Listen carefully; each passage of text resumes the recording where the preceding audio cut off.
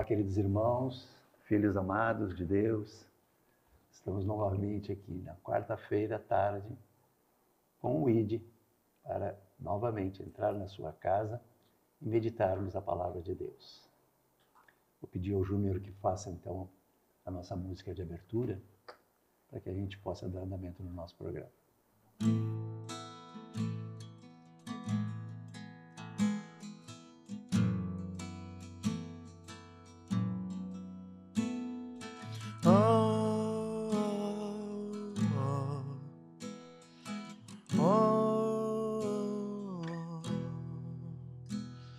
Vim até aqui derramar o meu passado em ti. Vim banhar os pés que andaram por aí, sem carinho receber. Hoje estou aqui, não porque mereço, eu sei, pois tu sabes por onde eu andei. Conheces bem o meu perfume, mas tu sabes também que o meu choro é sincero, porém não tenho nada a oferecer, meu Senhor, mas te dou a minha vida. É tudo que tenho, recebe o meu nada, refaz a morada, habita em mim, me pegue em teu colo, me acalme em teu peito. Sou teu, sou eleito, e a minha essência é exalar teu cheiro.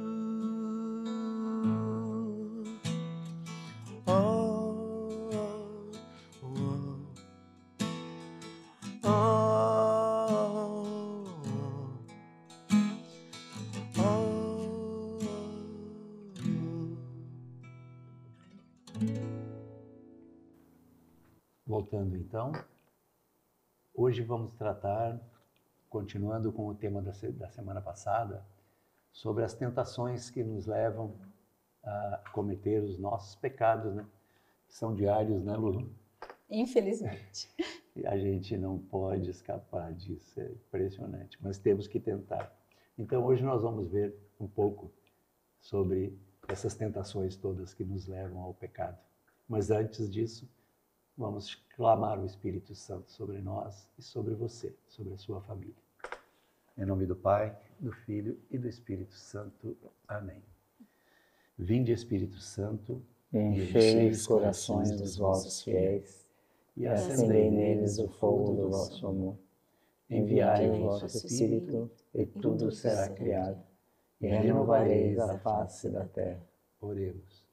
Deus, que instruíste os corações dos vossos fiéis, com a luz do Espírito Santo, fazei que apreciemos retamente todas as coisas, segundo o mesmo Espírito, e gozemos sempre da sua consolação.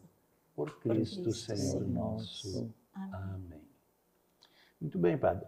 Então vamos retomar o tema da semana passada, né? Já que nosso programa nessa temporada é um programa temático, a gente ficou devendo, né? Ficou. Naquele programa a gente passou tão percebeu rápido que nem deu tempo. que não deu tempo, né? Então vamos retomar e vamos conversar então um pouco sobre essa necessidade que nós temos de estar vigilantes, né, Padre? Sim, é claro, nós falamos bastante sobre direção espiritual, né? Então, justamente usamos a questão, esse texto de Mateus 4, de 1 a 11, justamente as tentações do deserto de Jesus, justamente para mostrar a necessidade de termos direção espiritual. Então, também queremos que você leve para casa isso, para a sua vida, para realmente como um valor necessário na vida espiritual. E justamente mostrávamos por quê. falamos algumas coisas e outras usamos justamente a tentação, porque ela é presente na vida espiritual. E, de fato, não é fácil discerni-la muitas vezes e sozinho nós podemos nos perder nesse caminho de santidade. Lembrar que ser santo é um processo que é conduzido por Deus. Tá? Então não é uma questão de um mero esforço humano, de ter uma boa vontade, de querer fazer coisas boas. De fato, ela diz, o texto nós falamos sobre Jesus é conduzido pelo Espírito. Então, a vida espiritual ela vai entrar num dinamismo semelhante à vida de Cristo. Nós também, como Jesus é conduzido, nós também somos conduzidos pelo Espírito. São Paulo vai falar lá em Romanos 5:5, né? Então, o amor de Deus foi derramado em nossos corações pelo Espírito Santo que nos foi dado. Então, o princípio que rege a vida dos filhos de Deus é diferente. É um princípio sobrenatural. Não é um princípio simplesmente natural. É sobrenatural, é algo que vem de Deus para nós.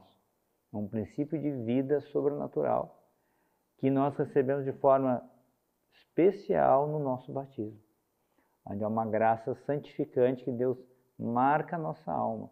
E esse é um germe de santidade. É como se fosse uma semente que Deus coloca em nós e se ela é cuidada, ela vai gerar fruto de santidade. Não tem como ser diferente. Uma graça santificante. No entanto, ela tem uma direção. E falávamos que aí sim, leis espirituais. Então, certas coisas que se nós não entendemos, nós não conseguiremos ser santos.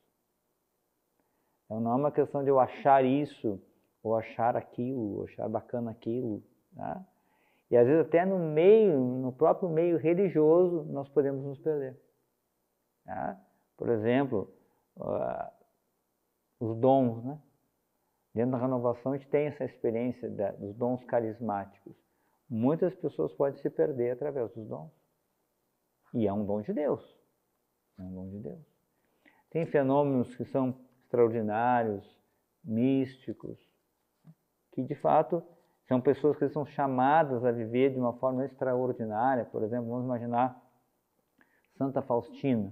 Você imagina ela, né, se ela viver tudo aquilo que ela viveu sem uma orientação espiritual. Tanto que Jesus dizia para ela que ela deveria, deu diretamente a ela diretores espirituais. Dizia, olha, você faça tudo o que ele te disser. Tá? Então, a importância de ter, se a gente quer realmente crescer na vida espiritual, é preciso. Busque, é uma questão de maturidade na vida espiritual.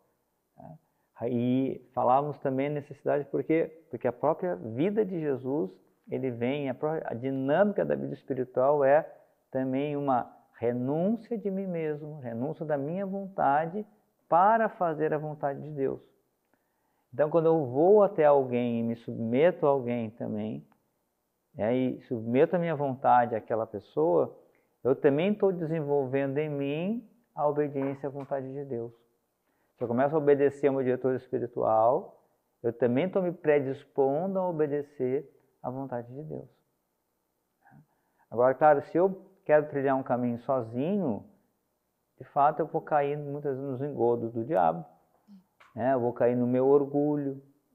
Quantas pessoas que começam bem, se desviam, vão para outras crenças, confundem os dons com outras coisas. Ou então saem da igreja para fundar outras igrejas. Não, mas o Senhor me disse isso, o Senhor me disse aquilo, né? E uma falta de discernimento. Né? Então agora eu vou para cá, eu vou para lá, e muda para cá, e cria isso, inventa a igreja, achando que Deus é que está fazendo isso. Quando que existem princípios que, se a gente aprofundar um pouco na própria direção espiritual, a gente vai perceber que jamais Deus diria isso. Porque, como eu dei um exemplo no outro programa, aquele exemplo de Santo Inácio, né, de Loyola, que ia estudar, né, e o diabo aparecia como fosse o próprio Senhor. Olha a questão tão fina que é isso, né? Como é que a gente iria perceber isso se... Imagina uma experiência dessa, você ter discernimento. Até ele foi falar, feliz da vida, né? Ah, Jesus está falando comigo. Jesus olha, alguma coisa está de errado, né? E matou a questão. Então, esse é o primeiro grande objetivo também desse programa, para você entender essa necessidade. Não caminhe sozinho. Não caminhe sozinho. Ok? Padre, posso fazer uma observação? Claro. Sempre que eu ouço o senhor, eu fico pensando, obviamente, nas minhas experiências, né? E eu sempre digo na vida real, assim, né? Na nossa vida como ela é. E eu penso assim que muitas pessoas acham que quando elas vão para a direção espiritual, essa questão da obediência, a pessoa se sente tolhida de liberdade. Ah, mas aí eu tenho que fazer tudo que o padre diz, eu tenho que... E a pessoa acredita que se não fizer isso, ela vai estar em liberdade. E eu vou dizer, não só a minha experiência, é exatamente o contrário. Porque quando a gente se entrega para Deus, só Deus que nos dá a verdadeira liberdade. E às vezes a gente não quer obedecer o diretor espiritual que está falando totalmente em comunhão com Deus, a gente não quer obedecer e a gente acaba obedecendo outras pessoas, outras ideias, até ideologias, que a gente fica repetindo igual um papagaio, né? Repetindo frases, repetindo conceitos, repetindo ideias, e a gente não se dá conta que estamos obedecendo a outras coisas. É obediência igual, só que a outras coisas. E dificilmente a pessoa se dá conta, quando ela está nessa outra obediência, que ela está escrava. É interessante isso, até aquele trecho de João 8:32 ali que Sim, estava lendo. conhecereis a verdade. E o que vocês pensam assim? O que vocês imaginam? Quais são as tentações mais, digamos assim, mais frequentes, as mais perigosas, aquelas que a gente diz, isso não é nada? O senhor teria uma ideia, pai? Olha, normalmente elas se apresentam assim. Isso não é nada, né? Ah, não, isso não tem importância. O orgulho, por exemplo, ou a vaidade, né? Mas normalmente a gente acha que não é nada, né? Ser vaidoso. Mas é ruim demais, Na verdade, o apego, né? É ruim demais esse negócio da vaidade, né, pai? Porque a gente acha que a gente pode tudo, né? Interessante, porque nessas tentações que Jesus tem, também a gente vê os princípios, né? Por exemplo, Jesus ele passa 40 dias em jejum. Sim. Aí, consequentemente, ele tem o quê? Fome. Sim. É normal que ele tenha fome. Quando ele começou a ter fome, o que aconteceu? Na hora da dor, na hora da fraqueza, quem que apareceu? O diabo. O embusteiro, né? E ele propõe, aparentemente, parece que é uma coisa até boa, saciar a fome. Sim. Claro, né? Só que existe uma realidade diferente, existe a vontade de Deus, a palavra de Deus, a vontade de Deus. Por isso que a vida espiritual não pode ser conduzida pelo Espírito. Então a gente não pode fazer simplesmente aquilo que me é. Agora, então, endurecer um pouquinho, então eu vou buscar aquilo que me consola. Né? Jesus diz, olha, não só de pão vive o homem, mas de toda a palavra que procede da boca de Deus. Então, aqui tem um princípio espiritual. Então, você não vai se consolar, né? Então, agora eu estou com... terminou o namoro, né? Aí começa, aí então você está magoado com alguém, né? Aí, cara, quem vai aparecer nessas horas, né? Então ele vai te propor, né? Por que você não bebe bastante, né? Vai encher a cara, afoga as tuas mágoas com outra pessoa, né? Olha lá o teu vizinho, ele tá ali, né? Vai aproveitar a vida. Aproveita a vida, né? Aproveita a vida. Essa liberdade. Agora vai fundo, né? Seja livre, experimenta, faz novas experiências, né? Então, é isso. E a pessoa pensa que está sendo consolada, né? Cara, a própria droga, né? É outro caminho de fuga também, né? A pessoa vai né, no fundo, quando a pessoa usa, se sente bem. Sim. Se sente bem, se até é acolhido pelos outros, né? Tem uma turma. Então, veja, Jesus dá um discernimento, já não é isso. Por isso que a pessoa não vai conseguir fazer sozinho esse caminho. Entende? Porque você está lá com fome, mas você diz, não, eu não vou comer agora, porque eu sei que não é a vontade de Deus que eu faça isso. Geralmente no mundão, assim, quando alguém diz te dá o valor, o teu valor, é exatamente o desvalor. Né? Faz a gente virar um nada, achando que daí eu tenho valor. Sim. Geralmente vem assim Por exemplo, se a pessoa às vezes está sozinha, tá com dificuldades, aí de repente surge uma pessoa na vida da pessoa, né, dela, mas só que aquele relacionamento, consequentemente, vai ser uma relação de pecado, que já é uma relação, já vai assumir aquilo significa já um impedimento, a pessoa não vai poder confessar, não vai poder comungar, não vai poder... Exato. Então, e a pessoa se sente sozinha, né? Aí aparece aquela pessoa, é um rapaz bem apessoado, ele vai na missa, é uma pessoa legal, conversa bem, né? Ele me valoriza, meu marido não valorizava, né, e tal. Aí como fazer esse discernimento? E a pessoa diz assim, não, para um pouquinho, tem direito de ser feliz. Assim. Como a gente cria uma ideia de uma felicidade sem Deus e no pecado. Então, onde é que fundamenta isso? Então, você dizer não, eu não sou de pão vive o homem. Ou seja, eu sei que essa realidade não é para mim. E por trás dessa cara bonita está uma perdição para mim. Então, esse discernimento é espiritual. Muitas vezes você vai estar até envolvida, sei lá, a pessoa começa a ficar apaixonada pela pessoa, entende? Aí você leva isso na direção espiritual. Sim. Entende? Então, e o diretor espiritual vai te ajudar a discernir, perceber, olha só um pouquinho, né? Vamos, né, ver onde é que vai levar isso, onde é que vai para cá isso, onde é que vai para... Você vai perceber que não, para um pouquinho. Por isso eu não vou poder me guiar pelos sentimentos apenas. Exato. Então eu vou dizer não, isso não.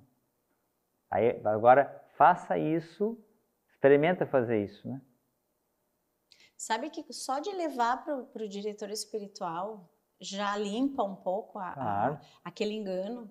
Porque aquela sensação de quando eu falo em voz alta, eu mesmo escuto e o compromisso que a gente tem com o diretor já expõe, aquilo já dissipa a maldade que está ali rondando, já dissipa só de falar. Já, sem antes ouvir o retorno, né? Que é melhor ainda. Essa questão da gente verbalizar os nossos pensamentos, né? É bem isso, quando a gente se ouve dizendo, tu para pensar, né? Opa, não soou bem. Ou não? A gente acha assim, não soou bem essa frase. Quando estava só pensando, tudo bem, vamos lá. Mas de repente a gente ouve, né? E aí, puxa, mas eu não posso fazer isso. É complicado. E não é todo mundo que tem facilidade de se abrir e também não é todo mundo que tem facilidade de se perceber. Porque para a gente contar, a gente tem que perceber. Padre, eu senti uma coisa que me... Mas por que eu estou ligada no que eu estou percebendo em mim? Porque eu estou vigilante. E nem todo mundo consegue perceber, né? Então, isso tudo eu acho que também é um auxílio, né? Não sei como é que é para o senhor, assim, quando está... porque eu estou sempre do outro lado, né? Eu não sou o diretor espiritual. Eu sei como é importante a gente se perceber para levar as coisas. Mas eu não sei como é que se dá quando as pessoas não têm essa facilidade de se perceber, porque esse autoconhecimento também é um processo, né? É interessante, tocou num ponto de entender o processo da direção espiritual, né? A pessoa entender... Normalmente as pessoas estão acostumadas até a questão da própria confissão, né? Que, claro, existe um aconselhamento dentro da própria confissão, do sacramento, mas direção espiritual não é confissão. Né? O sacramento da reconciliação, tem o seu próprio rito. A direção espiritual é algo bem mais amplo, bem mais amplo. Na confissão você vai tratar especificamente dos seus pecados. Faz tanto tempo que eu não me confesso, meus pecados são os seguintes. né? Em cima disso, o padre vai te dar uma orientação específica, né? Pequena, específica para aquilo, e vai te absolver, te dar a penitência. Você vai cumprir a penitência. A direção espiritual tem uma meta, que é a santidade da pessoa.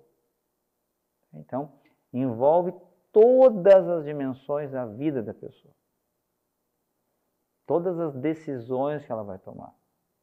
Todas as experiências que ela faz. A sua história de vida.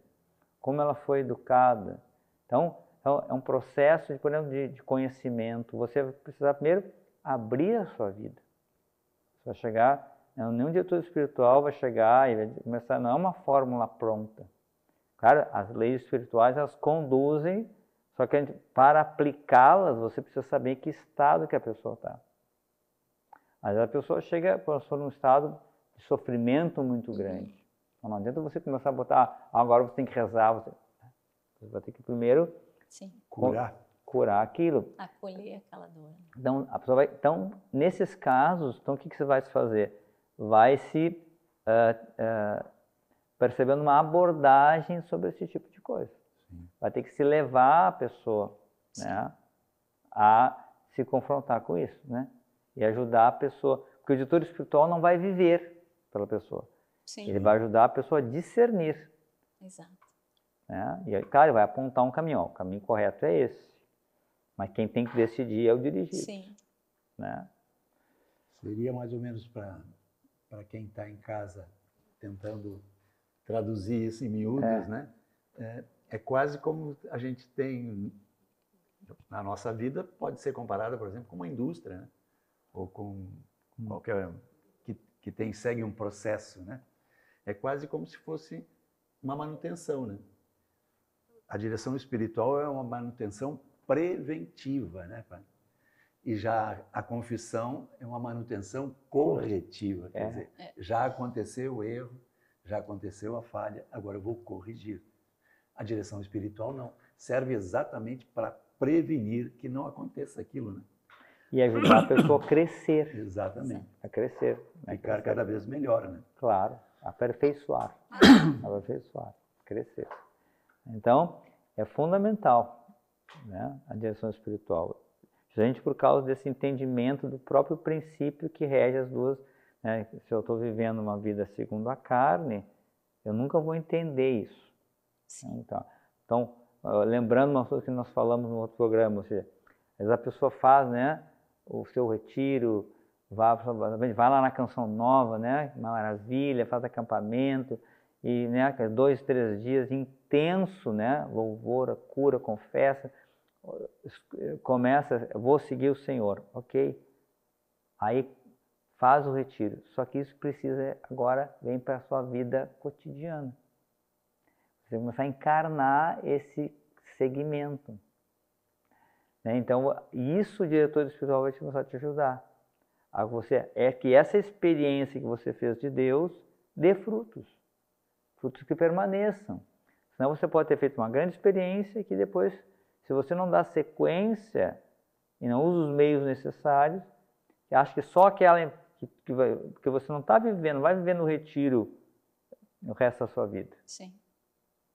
Né? Não, daqui a pouco você não vai ter aquela música bonita, não vai ter aquele cantor cantando, a pregação, sei lá, né? Você ouvir lá, tá ouvindo o Padre Léo pregando, tá ouvindo não sei o quê.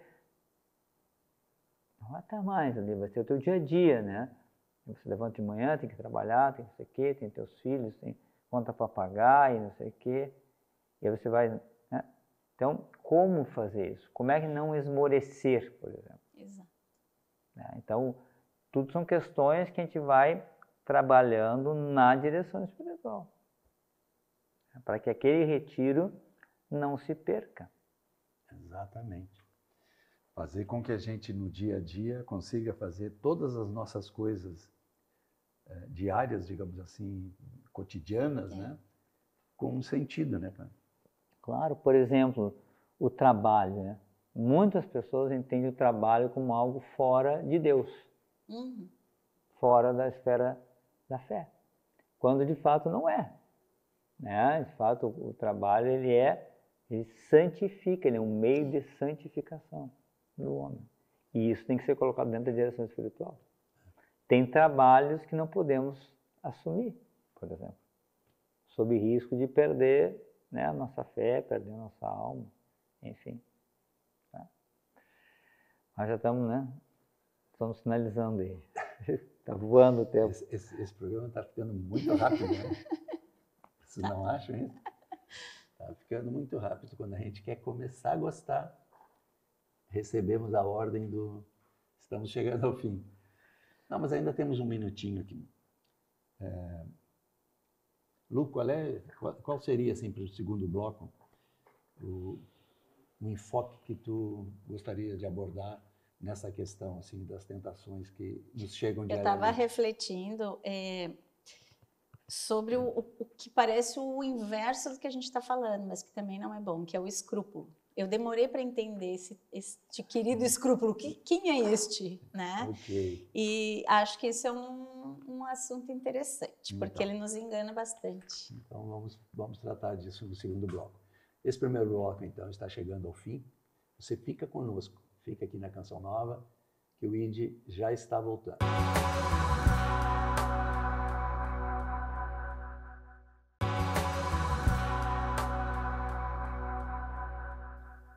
Estamos voltando, então, para o segundo bloco do nosso programa. Terminamos o primeiro bloco falando em escrúpulo, né? Vamos tentar esmiuçar um pouquinho essa proposta que a Lu nos trouxe no primeiro bloco. Por que eu disse isso? Exatamente. Porque muitas coisas que o padre falou no primeiro bloco, eu fiquei pensando assim, não é uma questão de comportamento. Eu vou ser comportada, né? Eu vou agir assim, eu vou fazer tudo certinho. Aí pode acontecer, e para muitas pessoas eu sei que acontece, o que a gente acha que é uma vida regrada. E aí eu acordo, rezo o terço, faço isso, faço aquilo. Tudo muito planejadinho, muito certinho. Eu sou comportada, eu faço tudo como eu aprendi, como a igreja manda, como Jesus falou. E dá uma impressão de que se a gente for bem comportado e fizer tudo que está no script ali, a gente está indo para o caminho de santidade. E às vezes isso é um engano. Não porque fazer as coisas certas é ruim, não é isso. Mas é que a gente pode ficar na superficialidade disso. Fazer disso apenas uma coisa externa. Externo. O padre sempre fala isso. Eu, por exemplo, eu já me vi... Eu não sabia que existia essa coisa do escrúpulo.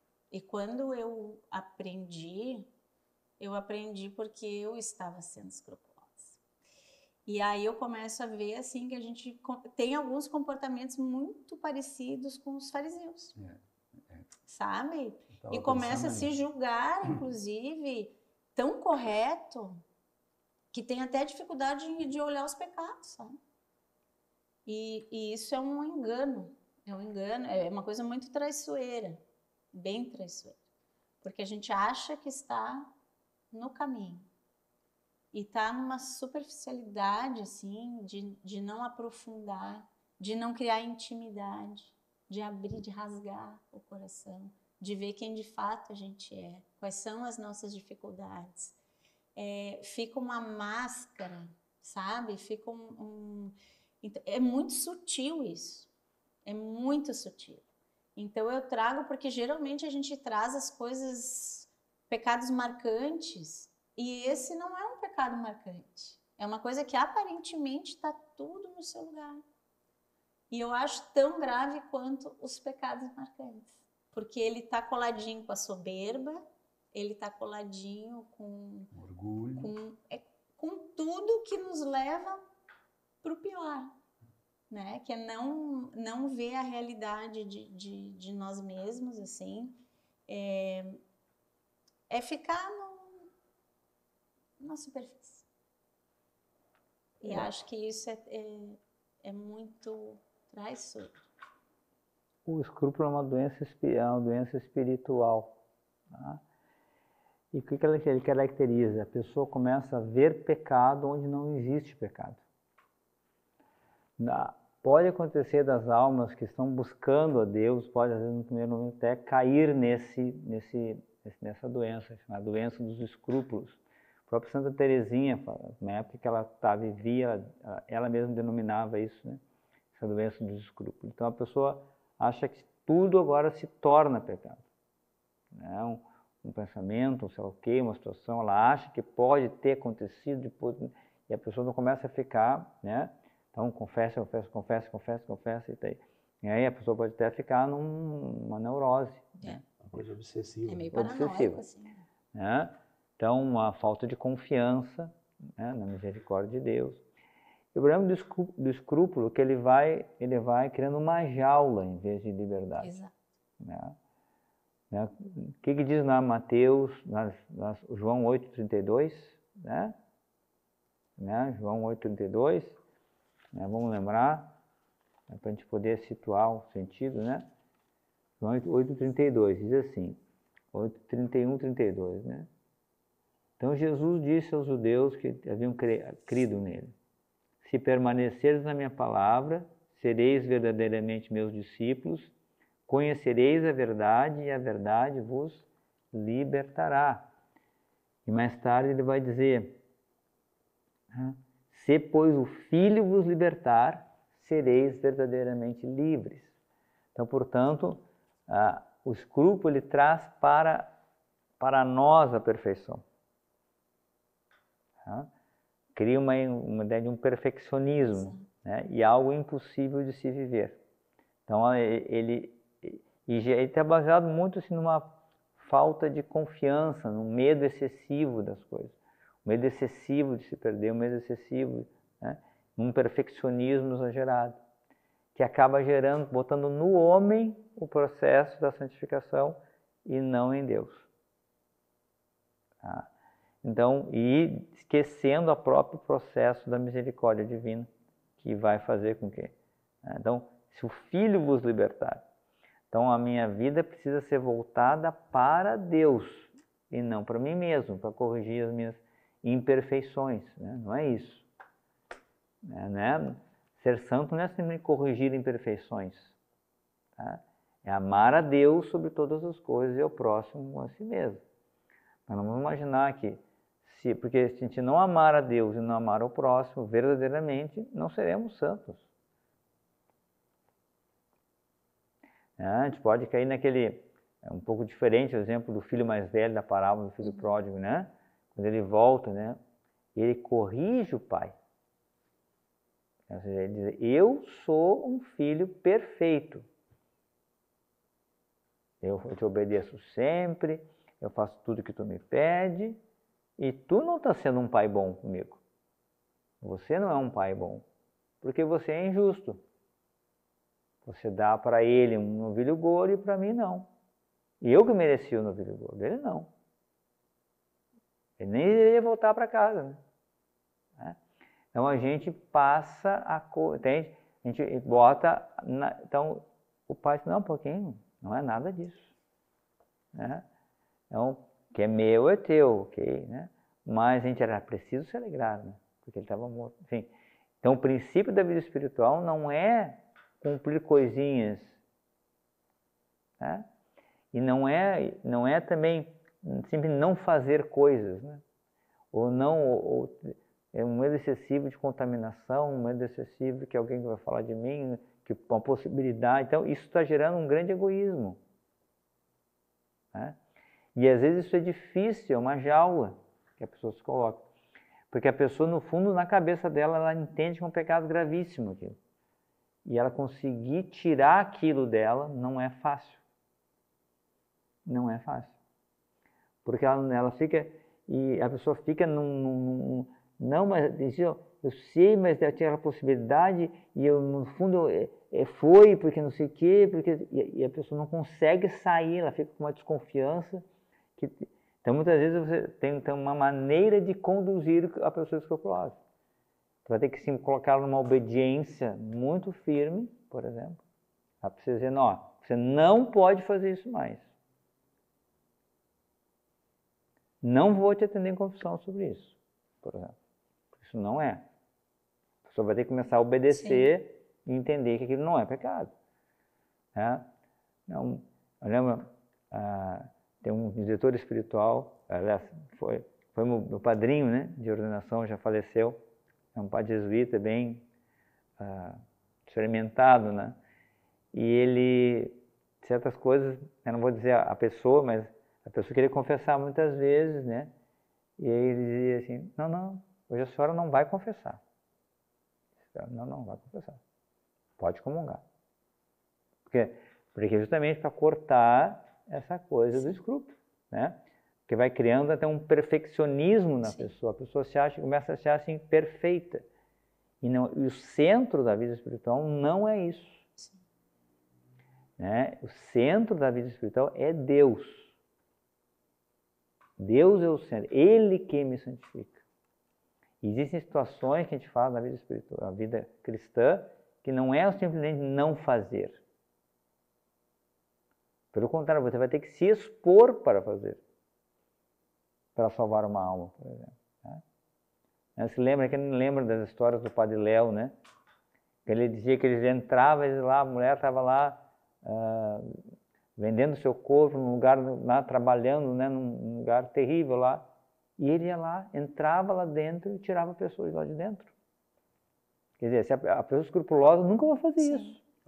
Não. Ali eu não entro. Não falo com aquela pessoa, né, é muito pecador, não vai. Então a pessoa sai do amor. Exato. E quando tu sai do amor, tu sai de Deus. Tu fica em ti mesmo, né? E isso é uma doença muito difícil, dependendo do grau da situação. Às vezes a pessoa até nem quer confessar, ou ela não consegue confessar, ou então a pessoa confessa de novo, né? Porque a pessoa fica não, mas saiu do confessionário, já está preocupada. Eu tive um pensamento. Né? E a pessoa, então, claro... É até tenso, né? Isso. Não, a pessoa é terrível isso. Tem um princípio bom de busca de... Mas é um desequilíbrio. Gera um desequilíbrio, não é bom. É um desequilíbrio. E parece ser bom no sentido de que a pessoa não quer pecar, né? A pessoa não quer, no mínimo pecado, quer ser contra. Mas ela bota muita força nisso e até começa a ver pecados onde não há. Não há pecado. Porque também, quando a gente trata da realidade do pecado, tem que ter uma objetividade. Sim. Não está.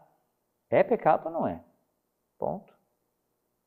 Aí tem que andar a ver, aconteceu isso ou não aconteceu isso? Isso. Então, isso aqui não é pecado. Né? E a gente não vai dizer que é pecado uma coisa que a igreja diz que não é. Sim. Então, não é. Né? Então, esse é um caso, por exemplo.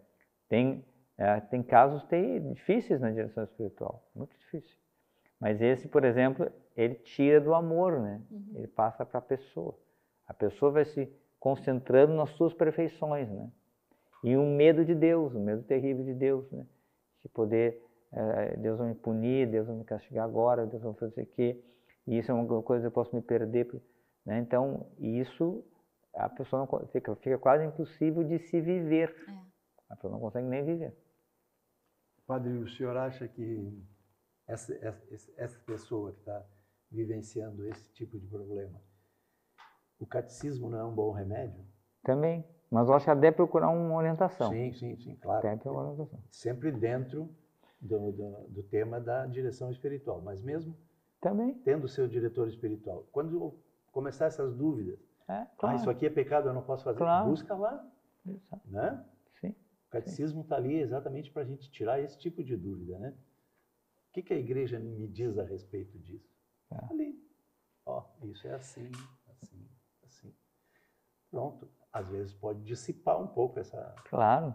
E por isso, né, numa questão assim, vai ter que ser muitas vezes um pouco firme com a pessoa.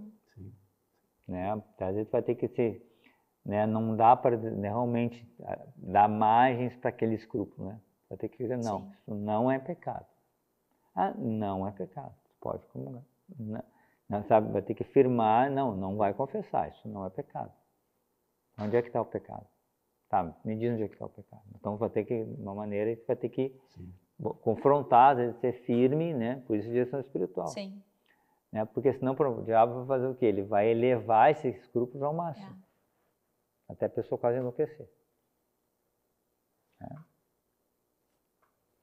E então, onde é que tu te viu nisso tudo? Eu me vi em vários pontos. Né? Eu me enxerguei em vários lugares aí nessa trajetória. Mas é assim, né? A gente tem isso, né? De achar que... Ou então achar que nada é pecado, né? Também é o outro lado, é o outro lado. Tudo está bem. Mas é complicado, assim, quando a gente não consegue se perdoar, né, padre? Bah.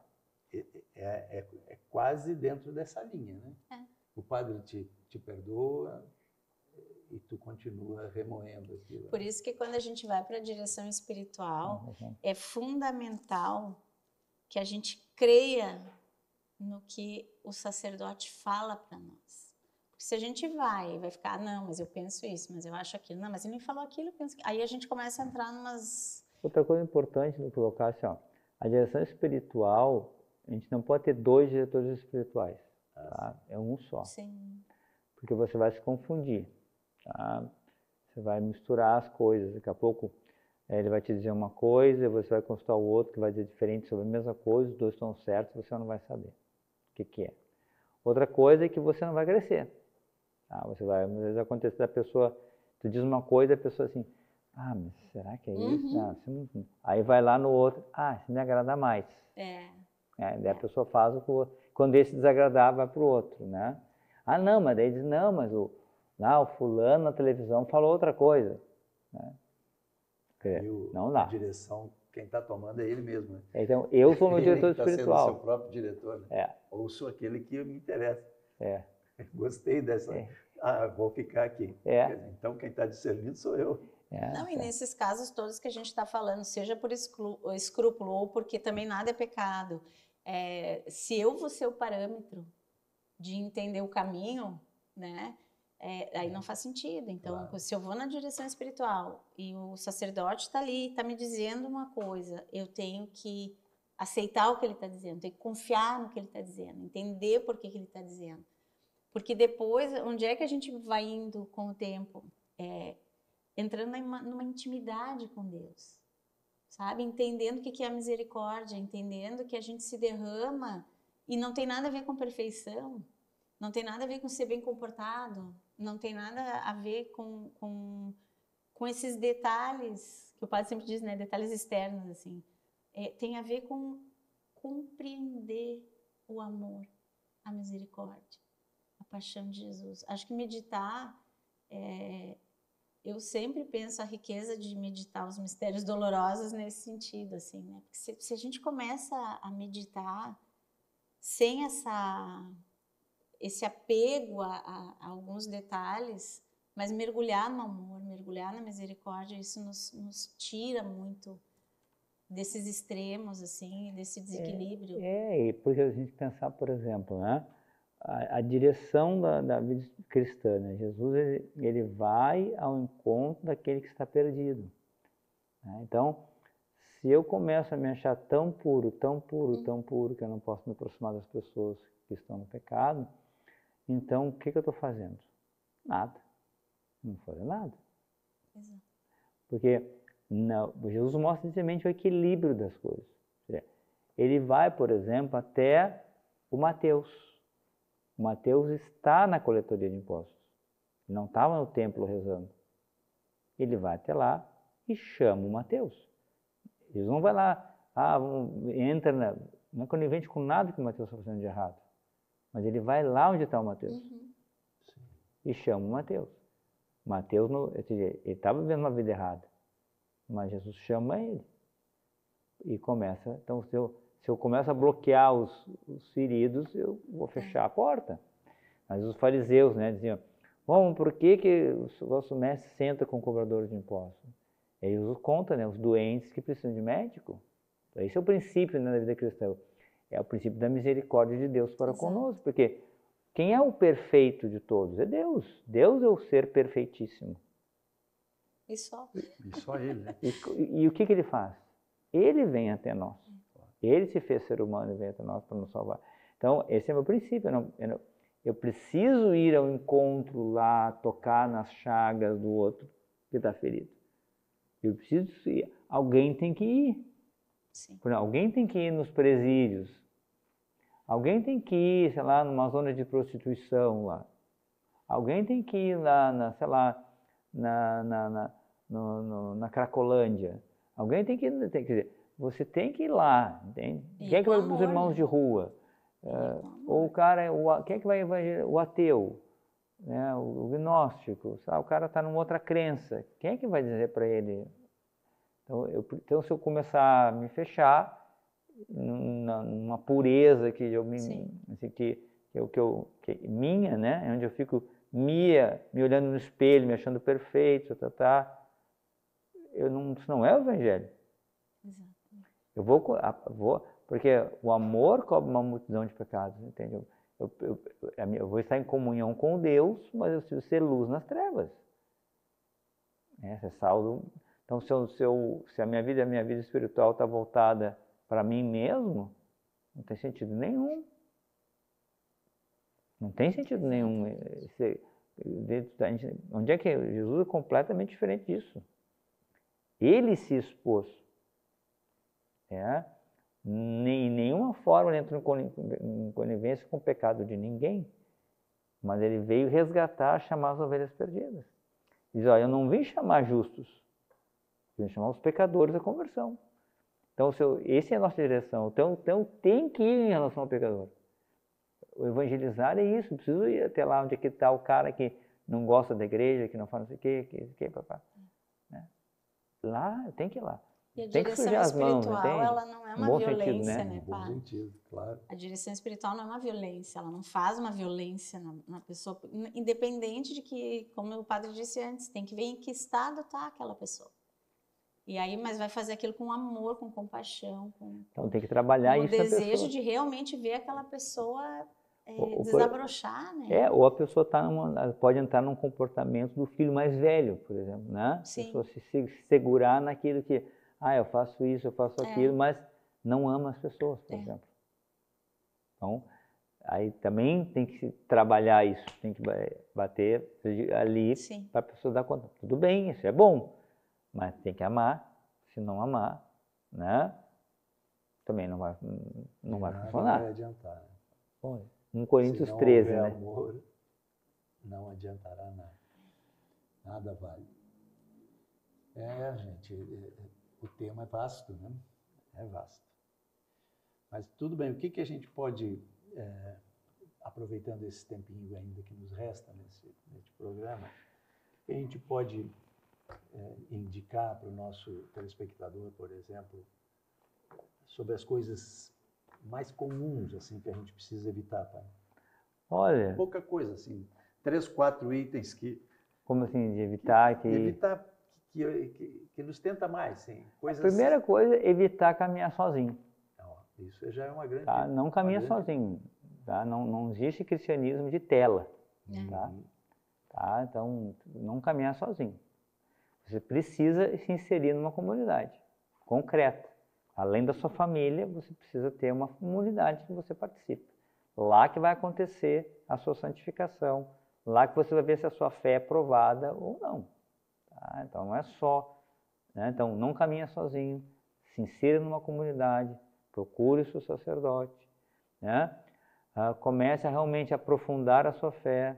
Leia, estude o catecismo, quem sabe, não só através, né, mas também na comunidade. Procure fazer um curso, procure ler o catecismo. Né? E caminhe com a igreja. Caminhe com a igreja sempre. Nunca sozinho. Tá? Nunca sozinho. Caminhar sozinho, nós estamos dando as armas para o inimigo.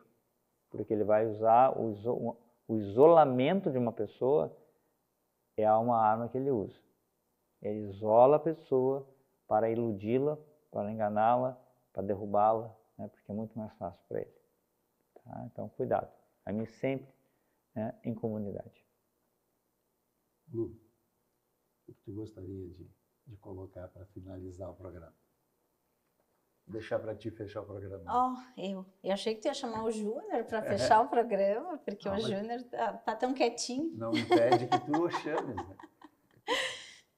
Não, eu acho que hoje até falei bastante, né? Mas eu penso que a coisa mais importante para a gente é a consciência da necessidade que a gente tem de ser guiado. Que eu acho que é a mesma coisa que o padre disse. Assim. A gente achar que sabe caminhar com as próprias pernas, que a gente vai... porque começou a entender um pouquinho mais, já está suficiente, e que eu vou dar conta de tudo, eu acho que é um equívoco que tem consequências, assim. Porque chega uma hora, e isso eu vou dizer assim, ó, chega uma hora que a gente acredita que está tudo bem. Exatamente. E não está tudo bem. É assim mesmo, é assim mesmo. Bom, o nosso programa está chegando ao fim. Nós entramos agora no nosso último minutinho, né? Eu quero desejar a você uma semana muito abençoada. Vou pedir, inclusive, que o Padre Miguel termine o programa, então, nos dando uma bênção, para que a nossa semana seja realmente uma semana cheia de Deus, cheia das coisas boas da vida, que é estarmos ao lado de Jesus, né, Padre? Amém.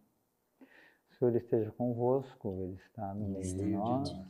Desça sobre vós a bênção de Deus Todo-Poderoso, dando a graça, a efusão do Espírito Santo para que Ele te conduza cada vez mais no caminho da santidade, caminhando cada vez mais com a Igreja, sendo santo através dela e com ela.